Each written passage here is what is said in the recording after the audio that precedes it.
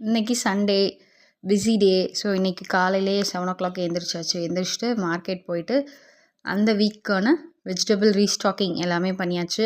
இன்றைக்கி நிறைய வெஜிடபிள்ஸ் வந்து கூடவே ஃப்ரெஷ்ஷாகவே கிடச்சிது. கத்திரிக்காய்லாம் சூப்பராக கிடச்சிது.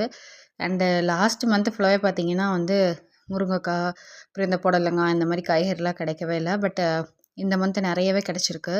அவரைக்காய், அந்த மாதிரி நிறைய ஃப்ரூட்ஸும் கொஞ்சம் நிறைய வாங்கிட்டு வந்தேன். அண்டு இன்னொன்று வந்து எனக்கு ரொம்ப ரொம்ப பிடிச்ச காய் வந்து முருங்கைக்காயும் இந்த தட்டைக்காயும் செம்ம சூப்பராக இருக்குது. ரொம்ப நிறைய ஹெல்த் பெனிஃபிட்ஸ் இந்த தட்டைக்காயில் இருக்குது. கிடச்சா நீங்களும் வாங்கி சாப்பிடுங்க. அண்டு கொத்தவரை அப்போனாங்க நிற்கிறேன். நான் இதுதான் ஃபஸ்ட் டைம் வாங்குகிறேன். இதுதான் ஒரிஜினல்னு சொன்னார். பொரியல் பண்ணிவிட்டு எப்படி இருக்குன்னு சொல்கிறேன். பட்டாணி கூட இந்த சீசன் நிறையா கிடைக்குது, வாங்கி சாப்பிடுங்க.